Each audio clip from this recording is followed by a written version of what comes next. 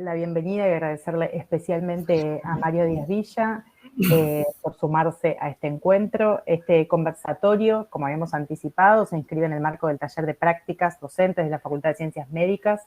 En esta oportunidad, en este segundo cuatrimestre, llevamos adelante un curso de formación docente en el que el tema que nos encontró fueron las problemáticas y los desafíos de la articulación y la integración en la formación profesional. Y durante su desarrollo, que fue entre los meses de agosto y septiembre de este año, más de 30 docentes de las distintas carreras de la Facultad de Ciencias Médicas participaron en el diseño de proyectos de articulación intercátedras e intercarreras para el ciclo lectivo 2022. Se desarrollaron 5 proyectos, los docentes trabajaron en equipos, en el que fueron abordados temas transversales de la formación de profesionales de la salud, el abordaje integral de competencias, problemáticas vacantes o emergentes del tratamiento y de la atención de la salud, entre otras cuestiones. Mario Díaz Villa surge como un invitado de este taller porque en ese recorrido el libro de Flexibilidad y Educación Superior en Colombia fue un libro central para la lectura y la discusión de muchos temas que se abordaron en ese taller. Mario Díaz Villa es doctor en Sociología de la Educación, licenciado en Literatura e Idiomas y máster en Lingüística de la Universidad del Valle, en Cali, Colombia. Y este libro en particular, entre los numerosos libros, artículos y publicaciones de circulación nacional e internacional que tiene Mario, nos interesaba especialmente traer aquí pensábamos con Sil, como un revisitar ese texto centralmente a 2 décadas, decíamos nosotras, a 2 décadas de un tema que por supuesto se presenta con muchísima vigencia, pero que en el campo pedagógico y curricular viene siendo de tratamiento, de serio y riguroso tratamiento en distintos lugares del mundo y en particular en los desafíos que este tema tiene en la flexibilidad de educación superior de las universidades de Latinoamérica. Así que una primera cuestión que compartíamos con él cuando lo invitamos tenía que ver con su recorrido personal, profesional, intelectual por el tema de flexibilidad curricular, de poder preguntarle también por el contexto de producción de este libro y las revisiones que tiene luego de 2 décadas.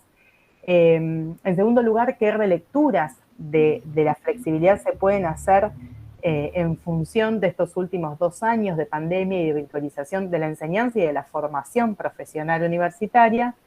Y en tercer lugar, esta idea de qué futuros próximos podemos imaginar, tenemos posibilidad de imaginar para las propuestas curriculares y para el trabajo docente también en nuestras universidades, dado que fueron también preocupaciones que compartimos con los docentes y las docentes en el marco del taller que llevamos adelante.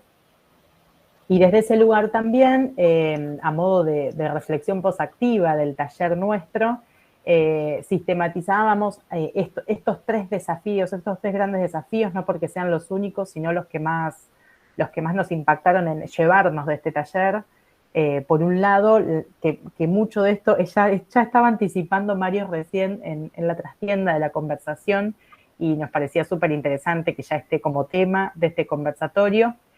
Por un lado, el desafío de la implementación, de implementar proyectos de formación profesional interdisciplinares, transversales, complejos, como todo proyecto de formación, integrados al extramuro, a la sociedad, al vínculo con la sociedad en el que esos profesionales se desempeñan, se forman y se desempeñan. En segundo lugar, el desafío de superar la inclusión de propuestas de formación integrales con lógicas sumetivas, aditivas, como dice Mario, de menor estatus, que se presenten como de complementariedad, que nunca toquen como el corazón de las propuestas curriculares, que también estaba muy bien siendo planteado por él.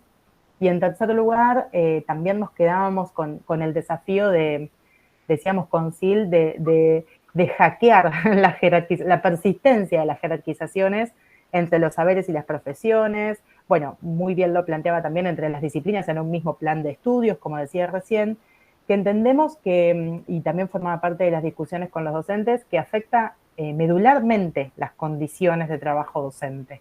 Y esa era una de las principales como resistencias en poder pensar la implementación de estos proyectos de formación profesional que habían estado siendo trabajados en el marco del taller, al menos desde su diseño, ¿no? Cómo pensar la implementación con estos desafíos que nos atraviesan. Digamos, en relación con el primer punto, voy a tratar de ser breve porque pues, sería muy complicado hacer una historiografía larga, ¿no?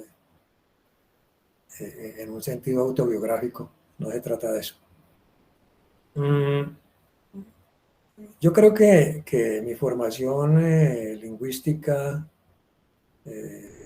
sobre todo en el campo del estructuralismo francés, digamos, y en el postestructuralismo, y estudios sociológicos, pues me permitieron realizar con mucha fortuna un doctorado con Basil Bernstein. No sé si ustedes han leído sobre este famoso personaje, ¿no? Que trabajó la articulación entre la teoría de las transmisiones educativas, ¿no? Y una especie de sociología del lenguaje. Uno de los textos que yo invito a leer siempre que planteo este tema de la flexibilidad está traducido en Google, lo pueden encontrar, titula Clasificación y enmarcación del conocimiento educativo. No sé si lo conocen. Ese texto es un modelo, digamos, ahí se presenta una especie de modelo de análisis de lo que significa el currículo. Y en el texto se plantea una definición de currículo que yo diría retoma como cierta historicidad de otros personajes, especialmente de Durkheim, ¿ya? De Marx, de Max Weber, ¿no? De Herbert George Smith, o sea, de una serie de autores, se plantea el tema que para mí significó el arranque, digamos, de un proceso descriptivo e interpretativo bastante interesante en relación con el campo de la educación por una parte y por la otra con el campo del currículo. Bernstein define el currículo como la selección, organización y distribución de los contenidos legítimos. O sea, ese es un aspecto muy interesante porque generalmente esa oposición, ese binarismo legítimo o no legítimo, ¿no? Tiene mucho que ver con la manera como se seleccionan los contenidos en la universidad.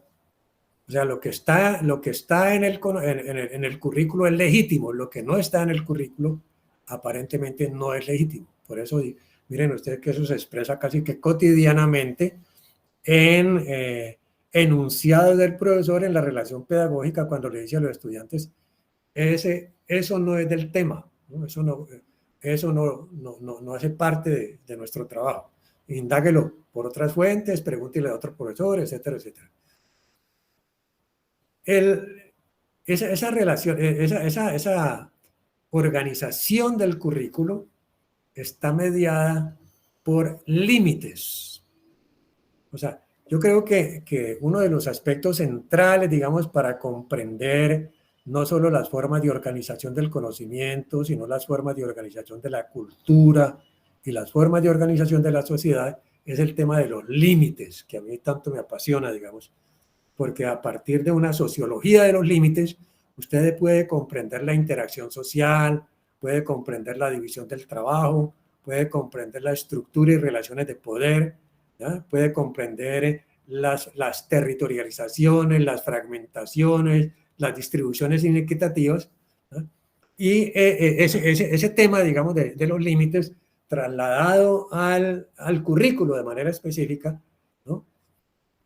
Nos muestra cómo las formas de organización, no solo en el currículo, sino en la educación superior, son la expresión de la división rígida del trabajo del conocimiento. O sea, esa división rígida del trabajo del conocimiento, que viene desde el campo de producción de conocimiento, digamos, y que tuvo su máxima expresión en las disciplinas que se consolidaron en el siglo XIX y que aún siguen vigentes en el siglo XXI, independientemente de que se haya producido una profunda transformación en la producción del conocimiento, en la medida en que han aparecido nuevas formas de organización del conocimiento que van más allá de la disciplinariedad, ¿no? Como la inter y transdisciplinariedad. Por ejemplo, el texto no sé si conocen el texto de Basarab Nicolescu sobre la transdisciplinariedad, ¿no? O sea, es ir más allá. La transdisciplinariedad significa estar entre y más allá de las disciplinas.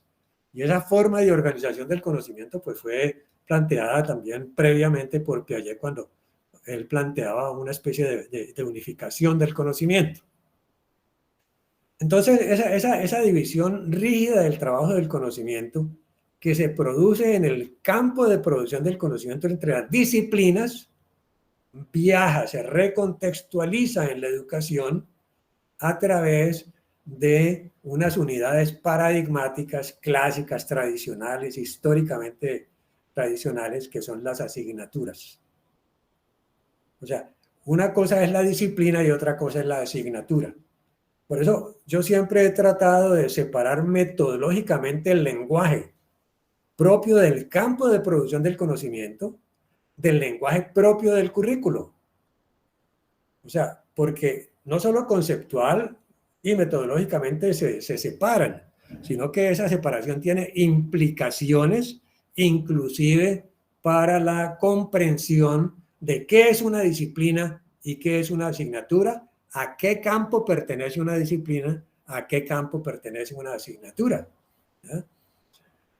A mí, por eso me hace como cierto ruido cuando se habla de un currículo interdisciplinario, porque se está mezclando conceptos de dos campos. No sé si me explico. O sea, he dicho que para el campo de producción del conocimiento, donde están las disciplinas, ¿ya? Que de pronto, digamos, tienen un mayor engranaje con el campo académico, ¿ya? Con el campo académico, no con el campo curricular. ¿Ya? Las disciplinas viajan, segmentos de las disciplinas viajan al currículo y se configuran como materias, como asignaturas. ¿Qué sucede cuando entonces se selecciona y organizan esas asignaturas? Se seleccionan y organizan de manera aislada, fragmentada. A es A, B es B, C es C. ¿Ya? O sea, casi que se reproduce el principio, las cosas deben estar separadas. ¿Ya? Ese es el principio del currículo, de lo que Bernstein denominó en su momento currículo agregado. O sea, un currículo que está mediado por límites rígidos entre los contenidos. El contenido A no se relaciona con el contenido B, y el contenido B no se relaciona con el contenido C, y así sucesivamente. O sea, cada contenido está rígidamente delimitado. Y miren ustedes que esa delimitación rígida de la organización del conocimiento se extiende a la organización rígida de la división del trabajo de los docentes, de los profesores. ¿Ya? Por eso es muy común que hay en la mentalidad del profesor, ¿no? Se instala el principio de mi materia, no se meta en mi materia, ¿no? Etcétera, etcétera. O sea, su materia, la materia de él. O sea, se crea casi que el sentimiento de propiedad privada de la asignatura. ¿Ya? Eso conlleva, pues, efectos muy complicados de cara, por ejemplo, a la construcción de los contenidos de una asignatura. Antes de que se diera la reforma curricular en la Universidad del Valle en el año 1993, cuando yo dirigí esa reforma, los profesores estaban acostumbrados a construir el contenido, a construir el sílabus, no se conoce la palabra sílabo, el sílabus de su asignatura, ¿cierto? a construirlo de manera aislada. Y entonces el director del programa o el jefe del departamento decía, tráigame para mañana o para dentro de 8 días, tráigame el programa. Y entonces el profesor construía el programa de conformidad con sus intereses, con lo que quería aprender, con lo que no sabía o con lo que había repetido año por año. O sea, más o menos esa es la caracterización de cómo se organiza el contenido o el sílabo de una asignatura, ¿ya? La pregunta que uno se hace es cuáles son las implicaciones, más, o sea, más que el proceso, cuáles son las implicaciones, cómo viaja esa fragmentación, cómo viajan esos límites rígidos a la conciencia del estudiante, ¿ya? Cómo el estudiante, cómo se crea en la conciencia del estudiante, por ejemplo, el sentimiento de lealtad a ciertas asignaturas y la poca importancia frente a otras. ¿Eh? ¿Por qué? Porque los contenidos no están en relación, no hay una relación entre ellos. Hay unos límites, o sea, los límites entre los contenidos, ¿no?, son los que configuran el currículo y ese currículo por eso se denomina currículo agregado. O sea, por eso miren ustedes, es muy fácil decirle que el comité de programa dice, vamos a aumentar 2 asignaturas, vamos a quitar una asignatura, vamos a cambiar el contenido de una asignatura, ¿ya? Vamos a rebajar la intensidad horaria de una asignatura. O sea, casi que el epicentro del currículo, la unidad cultural más importante del currículo es la asignatura. Y si ustedes hacen un recorrido por todos los programas de América Latina, por cualquier universidad, ustedes van a encontrar el plan de estudios organizado en asignaturas o en términos equivalentes. ¿Ah? O sea, lo importante, independientemente de los términos equivalentes, ¿qué es lo que prima? Los límites rígidos entre los contenidos. Los límites rígidos entre los... Por eso unas asignaturas tienen 4 horas, otras tienen 3, otras tienen 2, y eso pues a su vez genera también una inequitativa distribución del poder, ¿no?, entre los docentes. O sea, unos se sienten más importantes que otros porque su materia tiene más horas y el que tiene menos horas es, como decimos en Colombia, no sé cómo lo dicen en Argentina, ¿no? Esa materia de muy bajo perfil es una costura, no sé no sé cómo lo dicen en Argentina, si lo dicen costura, bueno, en Colombia le dimos costura, pues, ¿no? O sea, que es como una especie de trabajo manual como de bajo estatus, algo así por el estilo, ¿ya? Entonces, eso crea una situación muy, muy complicada, como es la de que el pensamiento del estudiante termina siendo fragmentado. El pensamiento del estudiante no termina siendo relacional, termina siendo fragmentado. Por eso el estudiante no puede integrar, y como le decía ahora Mario, al final el estudiante integra. Pero ¿cómo me excusan ustedes, va a integrar si ya tiene una disposición, si ya tiene un hábito de fragmentación, ¿no?, que luego se materializa en la especialización, etcétera, etcétera, ¿no? Saber más y más acerca de menos y menos en los niveles más altos del escalafón académico.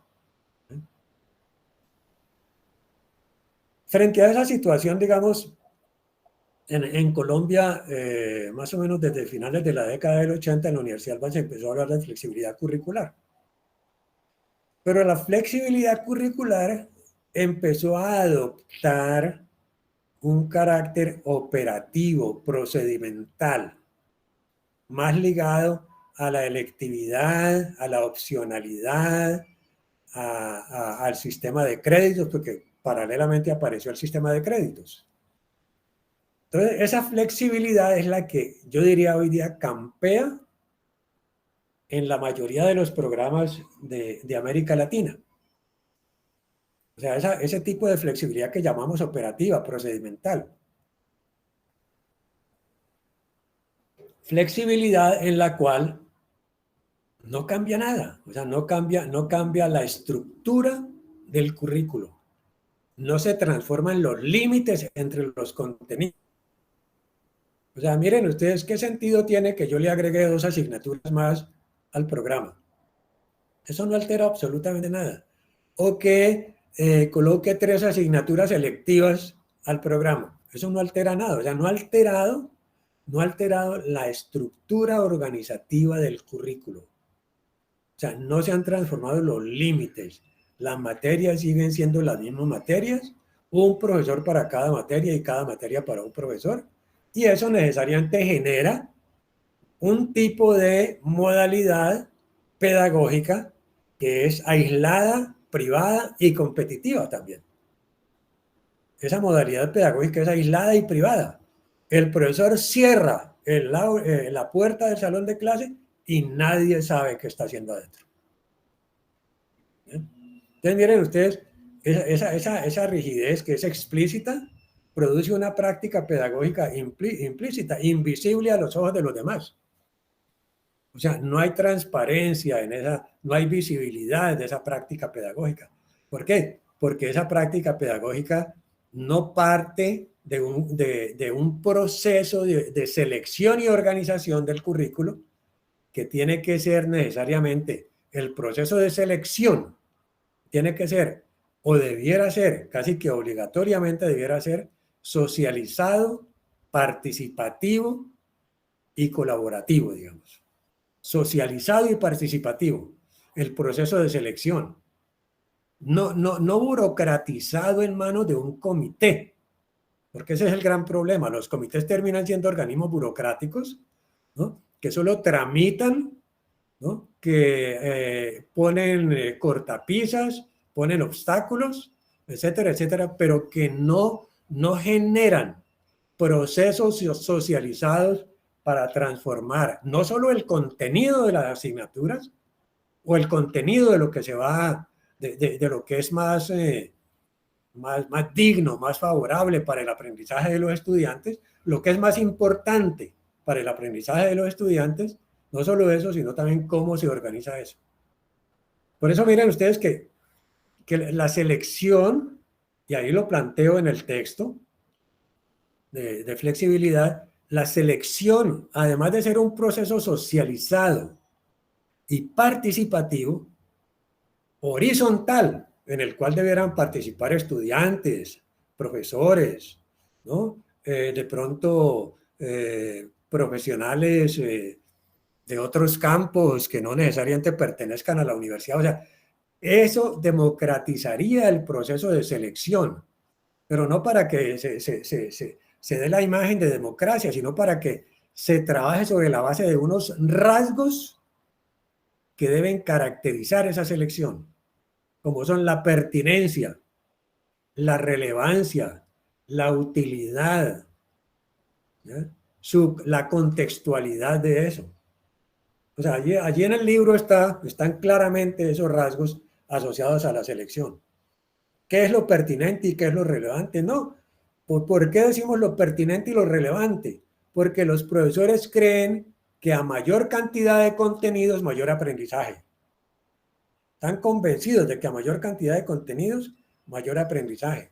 Y entonces, el sílabo no es una página, sino que a veces son 10 páginas. Yo recuerdo, porque pues he tenido una larga experiencia en este campo, digamos, ¿no? Recuerdo una vez en una universidad al oriente de Colombia, la Universidad de los Llanos, estaba trabajando con el programa un programa de enfermería. Y yo les dije a las docentes, que generalmente pues eran docentes de género femenino, les dije traigan el programa para mañana, el programa de su curso. Y recuerdo que una profesora muy orgullosa llegó con mucho orgullo, yo, profesor, este es mi sílabus del curso. Y cuando yo miré el sílabus del curso, le dije, ¿este es el currículo del plan de estudios? O sea, tenía 12 hojas el sílabus de su curso. Y yo le decía, ¿a qué horas vas a trabajar tú eso?